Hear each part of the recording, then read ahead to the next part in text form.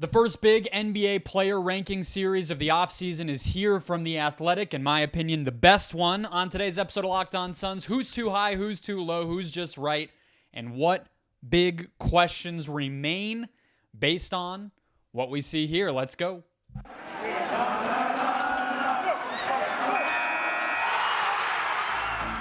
You are Locked On Suns, your daily Phoenix Suns podcast.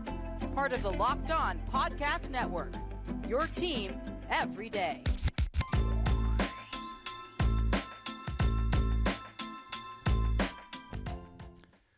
And we're back. This is Locked On Phoenix Suns. We're part of the Locked On Podcast Network, and I'm your host, Brendon Kleen, a credentialed media member covering the Suns for the past 6 seasons, a writer at Suns.com, and the host of the Just Basketball Show wherever you get your podcasts. A big thank you for making Locked On Suns your first listen to start your week. We are in basically the last week of 3 times a week. No, we have one more after this. When Labor Day hits, we will be daily. So just search Locked On Suns wherever you find podcasts. Get this show in your feed every single day. Become an everydayer. Get locked onto the Suns by hitting follow or subscribe anywhere, including YouTube. Almost 6,000 subscribers on YouTube, a bunch more on audio. Appreciate you guys. If you want to join that community, you know what to do. We're talking the Suns' Big Four again today. You can't talk about them enough, and I actually think these lists are good. If they're done well, these types of big ranking projects, I think, are very good and very helpful because it's not just in a vacuum who's ahead of who, although that's fun. That's kind of a good content in and of itself, but beyond that, bigger than that, at the end of the day, basketball is a sport where it's stacking up individual impact.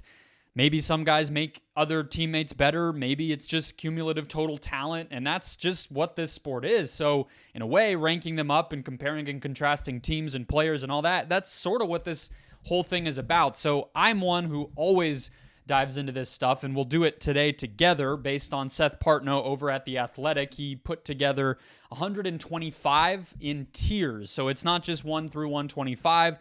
They're broken down in tiers, and everybody in the same tier is equivalent to one another. So we have Kevin Durant in tier 1B, Devin Booker in tier 2A, and we will get into it right now, but I want to remind you today's show first is brought to you by Bird Dogs. Go to birddogs.com/LockedOnNBA or enter promo code LockedOnNBA at purchase for a free white tech hat.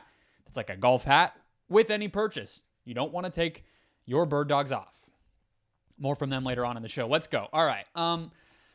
So I'm going to break this down by a little bit of chatter or conversation about what the ranking means, whether I agree with it, whether I disagree with it, but really the biggest looming questions, the biggest questions that will matter from what Seth breaks down in his article going forward, what kind of will determine whether the players on this list on the Suns go up or down if you were to redo this exercise, heading into the playoffs, that type of thing. So let's start with Durant. Again, tier 1B. The rest of the players in that tier are Luka Doncic and Joel Embiid.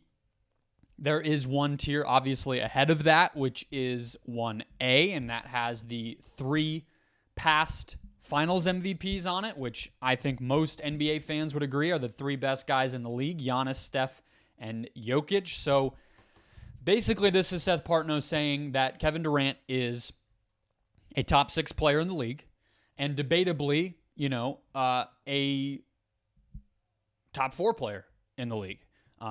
You could put him at 4. But again, the tier 1B is interchangeable. So he's saying Durant, Luka, and Joel Embiid are equivalent when you really zoom out big picture. So I think I agree with that. I don't think there's much room to quibble, really, because you look at the tier below, and I think Seth does a good job of it here. Sorry for the throat clearing.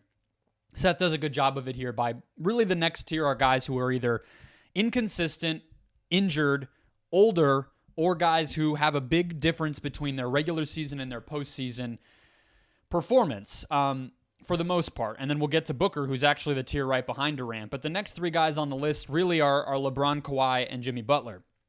And then from there, it's Tatum and Booker, who I will jump to in a second. So I think when you think about Durant, yes, there have been some injury concerns. He is on, the wrong side of 30, quote unquote, but he's not LeBron's age. He doesn't have the same level of injury concerns as Kawhi Leonard, and he is a pretty great regular season player when he's healthy. Unlike Jimmy, who last year had a great year, but most of the time is like a fringe all-star, fringe all-NBA guy, and then really turns it on in the postseason. So Durant doesn't quite fit any of those, so I think it's right to put him ahead. He's also much more proven than a Booker or a Tatum, even if those guys maybe obviously have a bigger ceiling for what they might be able to do this season if they take another step forward. So my lingering questions, my looming questions with Durant, because I do agree so much with the actual rank here, is much more about the context of it. And the things that Seth brings up in this Athletic article are related to his recent playoff failures. So let's break that down first, and I'll get to the next one next. It's impossible to argue. I mean, Durant has had 2 straight postseasons that are below his standard. But even then, you don't want to necessarily group them together, right? Because at the end of the day, like, the 2022 playoffs when he got swept by the Celtics as a member of Brooklyn's team was way worse. 39% shooting from the field, more than 5 turnovers per game and just 6 assists. Ugly by all counts. Fouled a lot as a defensive player trying to contain Tatum and Brown and some of their wings. Just ugly all the way around. And in this past year with the Suns, not nearly as bad. Played even more minutes, but still was able to be much more impactful. 48% from the field, 52% from 2, which was a huge step up, more than 12 percentage points better. And then turnovers, nearly 2 fewer per game, and up to the rebounding, up to the blocks, much more impactful as a defender. And the team was better. You know, of course, Booker is a better co-pilot than Kyrie Irving was in that series, but nevertheless, you would have to feel a lot better and feel like Durant is trending in the right direction.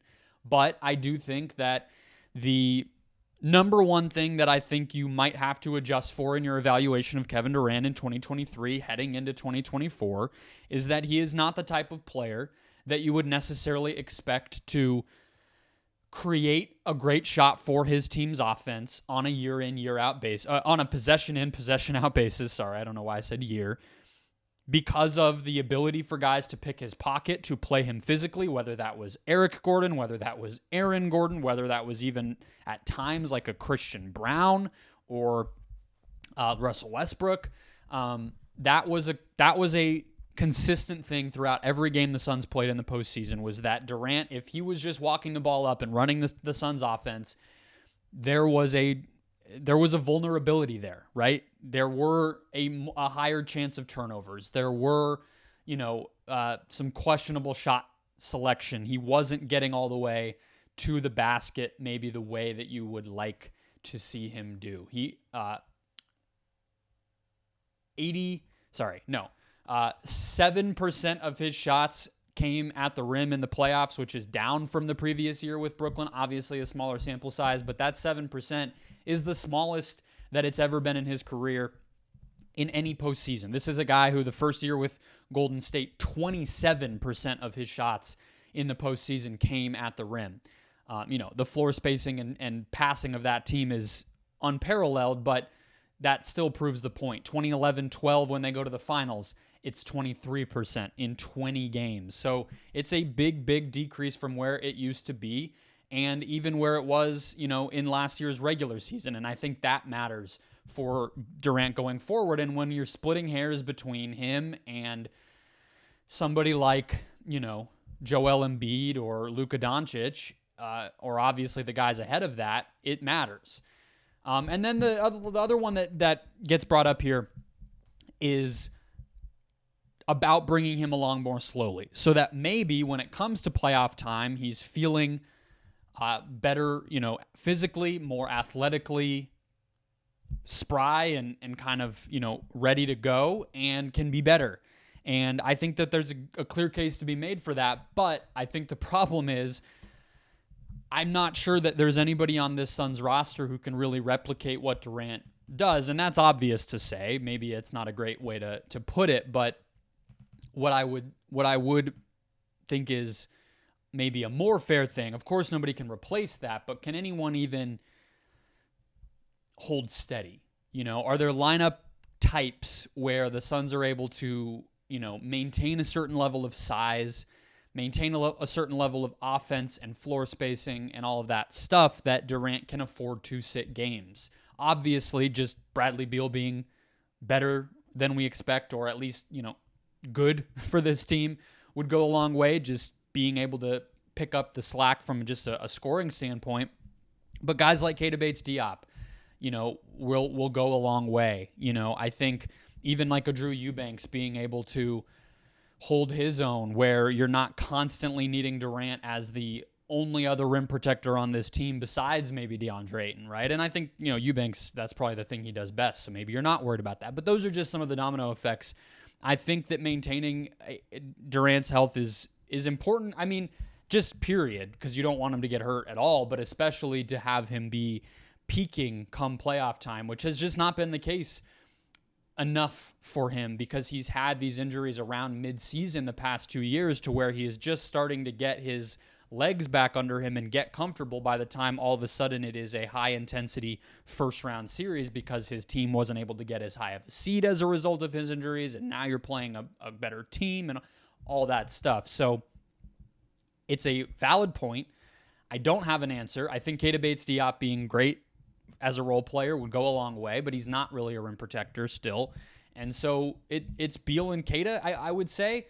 And on the note of the offensive numbers going down, I think the ability to get to the basket, get to the free throw line, and be a playmaker are probably not going to be at the level they were in his peak, and you have to adjust for that. So he's in the right spot, but there are obviously still question marks, as there are with any 34-year-old player with a history of injury.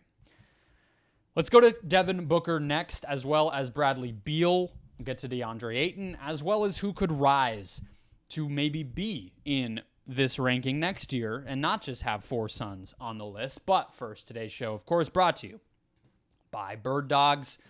Bird Dogs make you look good, they're comfortable, and they keep you cool.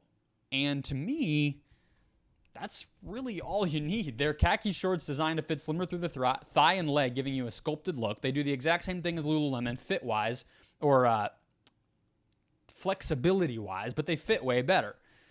They're better than the regular shorts that are made of stiff, restricting cotton, of course, and they're moisture-wicking. They're sweat-wicking. So they have that slimmer fit. They have that classy, still nice-looking, so they don't look like gym shorts, and their anti-stink sweat-wicking fabric keeps you cool and dry all day long, which, yes, I guess we're in a little bit of an overcast period in Phoenix, but you know how important that is if you're a local Suns fan to stay cool. So go to birddogs.com/LockedOnNBA or enter the promo code LockedOnNBA at checkout to get a free white tech hat. I've already been wearing mine. It is very light, obviously color-wise, but also on your head. Perfect for a workout, perfect for the golf course.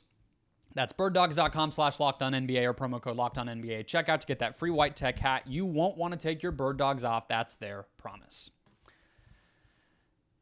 Keeping it rolling, let's talk about Devin Booker. I didn't think I had 10 minutes on Durant, but I did, so we're on to Booker here in a whole new segment. And the thing that Seth Partnow over at The Athletic in his NBA tiers points to when it comes to Booker is his defense. Let's actually start there, because he points to a couple of stats that the first 6 years of Booker's career, he ranked no higher than 414th in the NBA in defensive real adjusted plus minus.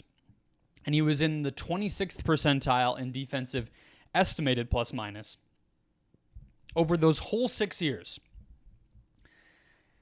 And the past 2, Partnow writes that he has graded out as roughly average in terms of regular season defensive impact. And of course, we all know what he did during the postseason last year, where he was really, really impressive as a turnover creator, as a team defender, where he had a 2% steal rate, which would be the highest of any regular season of his career, and obviously came in the postseason when he was having to do a lot on offense as well. So creating steals, and then of course was kind of the Suns' perimeter stopper, because they did not have Mikal Bridges anymore, obviously, and Durant is not really going to defend guys like Jamal Murray or Russell Westbrook. So just in terms of one-on-one defense and owning those matchups, he did a a very nice job as well. He had a 2.0 defensive box plus minus. I know I'm throwing a bunch of plus minuses at you, but these are all just different versions of similar calculations. He had been -1 basically in the first 2 playoffs of his career, 21 and 22. And then in 2023, this past year, rose all the way to plus 2.0, as I just said. So he, just shattered any preconceived expectations defensively. And I think, that has to matter. It's not something that I think we should expect him to have to do. You don't want your superstar players to necessarily need to exert that much defensively. You look at the guys around Booker on this list in tier 2A, as I mentioned before, Jimmy Butler.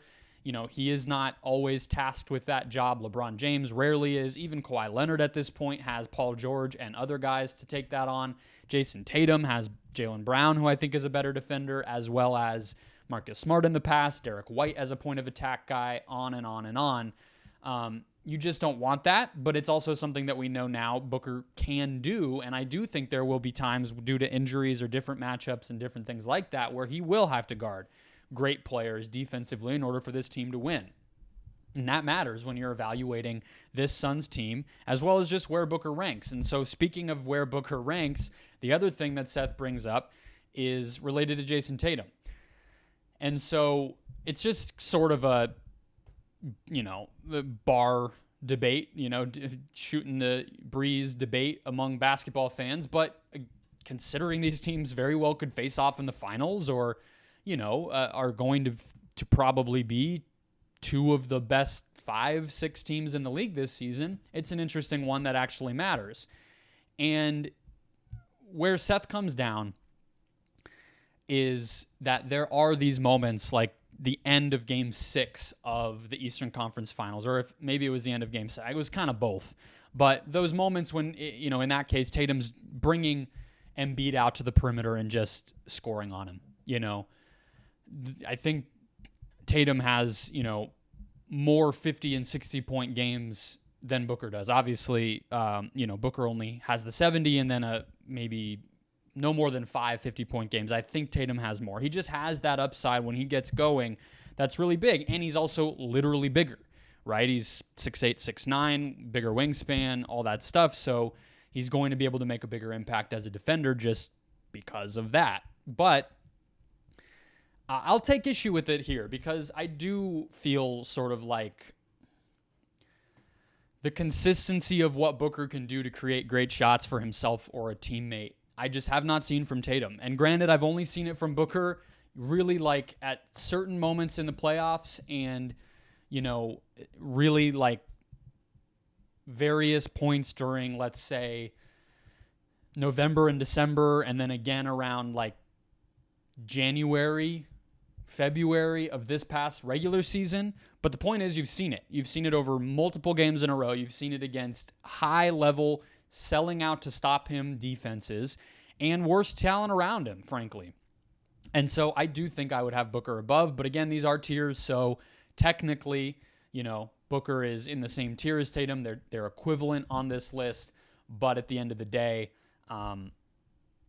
Seth does write in the article that he would take Tatum by a hair. I would take Booker. And I think Booker of this group, again, it's LeBron, Kawhi, Jimmy, Tatum, and Booker.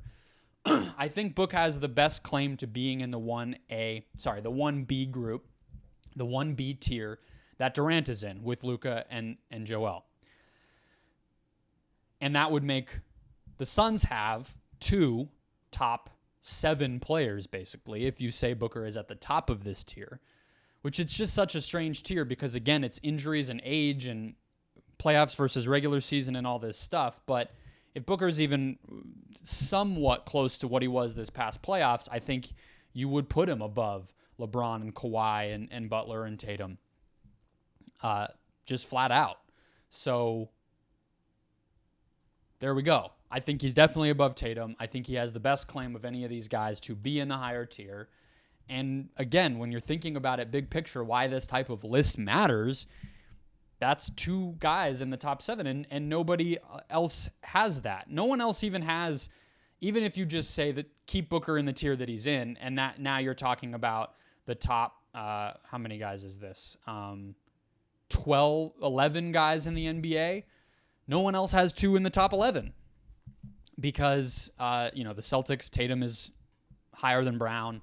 Clippers, Paul George is nowhere to be seen here. Anthony Davis is in tier 2 with LeBron, but behind him, so not anybody above him. It's just a thing where you look at this tier 1. Steph doesn't have another teammate like that. Giannis doesn't have another teammate like that. Jokic doesn't. Luka doesn't. And Embiid doesn't. So regardless of where you feel like Durant and Booker maybe within their tiers, or even if they're maybe a little bit low, maybe Booker can be higher, all that stuff, the point is this type of exercise proves from a person who's very analytical, watches the league, has worked in the league, Seth Partnow worked for the Milwaukee Bucks, is agreeing with what we all think, which is that the Suns have that tandem that no one in the league can even come close to competing with. And if they both even just stay at the level we expect them to, you would have to feel pretty good. But I think Booker will rise above that. All right. Had 10 minutes on Booker too. So we're getting to Beal and Ayton and the risers on the back of the Suns roster who could become one of the top 125 guys in the league after or over the course of this season. We'll talk about Beal, Ayton, and those guys after one more break. Coming back, closing out the show, let's talk about Bradley Beal, who is in tier 3C on Seth Partnow's NBA tiers over at The Athletic. He doesn't have a lot to write about Beal, to be honest, but he's in this group, which he doesn't really name, but he pretty much calls them like they're just a touch above elite role players. But you have to think, an elite role player, that's not just anybody, okay? So let me give you an example of like who's in 4A right behind Beal to give you an idea of what that really means. OG Anunoby, right? Domantas Sabonis is there. Andrew Wiggins, Darius Garland. So that's the kind of guys that Beal is still ahead of, right? So like don't get too insulted by that designation. And the guy that Seth Partnow compares Beal directly to is DeMar DeRozan, which I guess is fair, but Beal is quite a bit younger than DeMar, like a few years, and has an offensive game that can play off of great players more easily, or at least has done that in the past. I think that's a big question we're looking at. And it doesn't really, I guess, it's just unknowable right now, so it's kind of hard to factor that into where you would rank him now, except to say that when he was playing next to John Wall, he did that, and he has said all the right things that would indicate that he knows that there's going to be a different diet to his offensive game and a different approach that he's going to have to take, and that I just believe him. So, I feel good about Beal in this range. When you look at the guys above him on this list, it's Trae Young, it's Kyrie Irving, it's Chris Middleton, Drew Holiday, Draymond Green, and Pascal Siakam, as well as, I'm not going to list everybody. But those guys are all-stars, just flat out, right? I mean, Zion has been an all-star more recently. Well, I guess maybe the same year Beal last was. Brunson was an all-star last year. Markkanen was an all-star last year. Siakam, Holiday, Kyrie, Trae, those guys were all all-stars this most recent season. Beal was not. So that feels correct. The more maybe interesting thing to me, though, that gets brought up that I haven't talked about in these rankings yet is that Seth also does an estimate of, let me call it the right thing, make sure I'm calling it right. Production, I don't know what production value estimate. He shortened it, and now I don't know what it's called. Basically, what is the amount of money that Beal's expected production would be equivalent to? And there used to be a tool at 538.com that would do this stuff, and it came out around this year. And I would always do a show at least talking a little bit about it because I think it's super interesting when we talk about contracts. Oh, overpay, underpay, and we almost never go back and really look at it, right? But this kind of tries to do that. And it has it by minutes, but we'll just assume Beal plays a lot because I'm not going to, if you get into injury talk, it's just, what are you going to say? There's not really a lot. So he has it broken down by like this many minutes, that many minutes, that many minutes, decreasing. But let's just say 2,500 minutes is the biggest one on the range on these tiers. Let's say Beal plays that. He has it at $35 million. Now, of course, that's less than what Beal actually makes. And Beal has only actually played 2,500 plus minutes 3 times, and the most recent time he did it was 2018-19. So it's probably not reasonable to say that he will do that, but just for the sake of it. And he's making this upcoming season $46 million. So when you think about it that way, and the tier list doesn't include salary. It's not based on, well, you're the best value or anything like that. Bill Simmons does the trade value stuff. That's more about salary and age and a lot of these things. This list is just who's going to be the best player if you're trying to win a championship this season.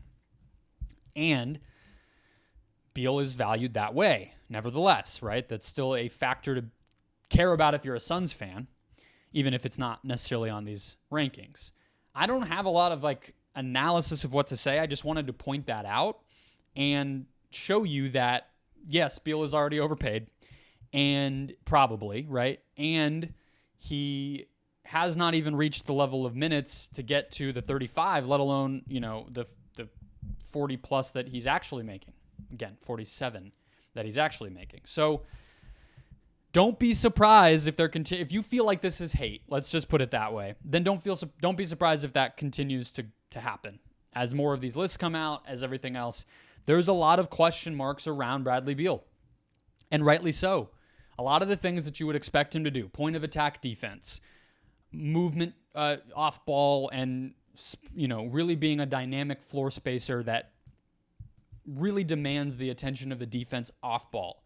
Those are things that he can do, that we've seen him do, but not recently and not at a championship level, obviously, because he's never been on that great of a team. So it feels like the right place, but it is a big question, and the money part only intensifies that question. Let's go with DeAndre Ayton to close things out, who is an interesting category here in the rankings, and he is in Tier 4C. Some of the other guys in that tier are John Collins, and let me find the name of what the tier is. Numbers over impact. That is what he calls it. And so Collins is here. Jeremy Grant is here. Those are the only really forwards or centers, which I think is honestly the place that I start immediately, because there's a line in Seth's write-up on The Athletic that says, if there's a commonality in this group, it's questionable defense, though neither Grant nor Ayton is awful on that end.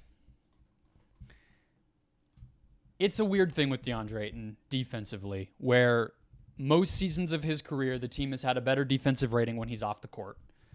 His block rate has never been high. And in the playoffs, it's gone down each postseason that he's played. It was near 3% his first year, and now it's down this most recent year below 2%, which is just how many percentage of possessions that he's playing defense does he block a shot.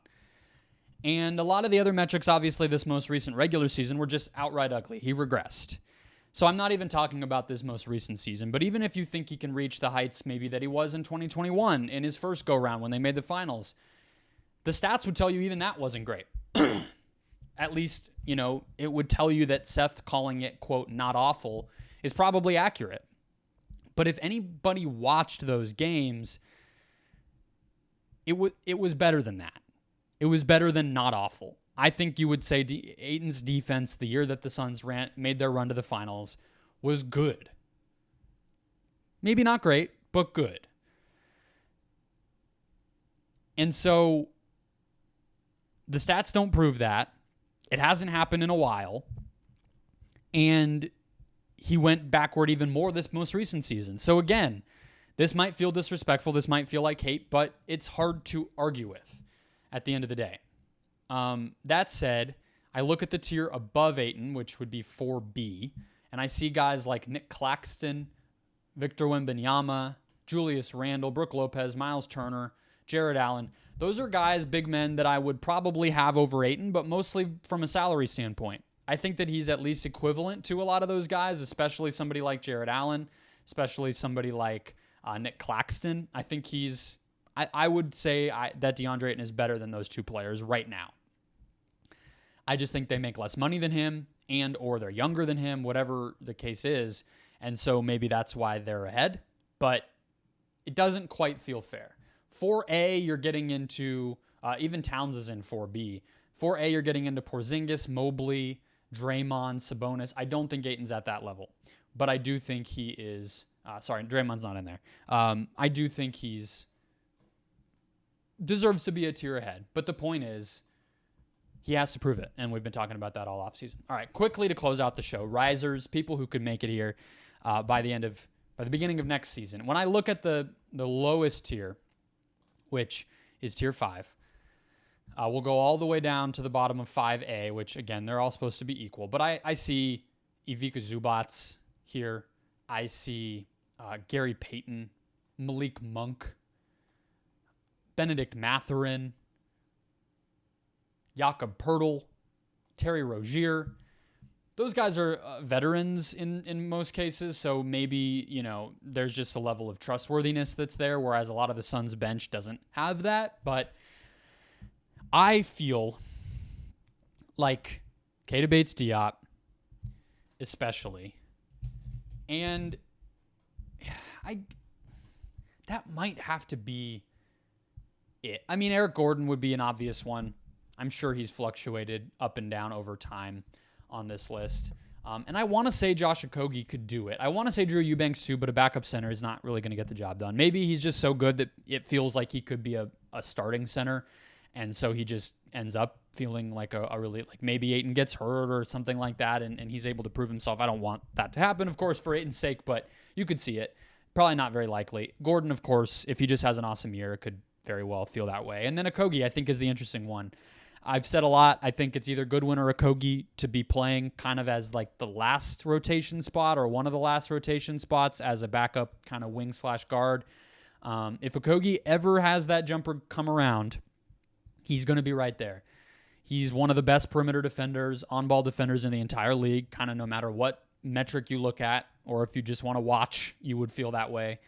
And just a little bit of passable shot making or increased playmaking, screen and roll, short roll, kind of like how Bruce Brown was used in Brooklyn. If there's any little incremental part of his offensive game that develops in a positive direction where he's more playable in postseason situations, then he absolutely becomes on the level of, I mean, Gary Payton is the blueprint for a guy like that. And Gary Payton is on this list, like even Quentin Grimes is somebody who offensively didn't always have it in this most recent postseason for New York, but defense is very good and he made shots and can handle the ball enough, right? It's kind of, that's the bar that we're talking about.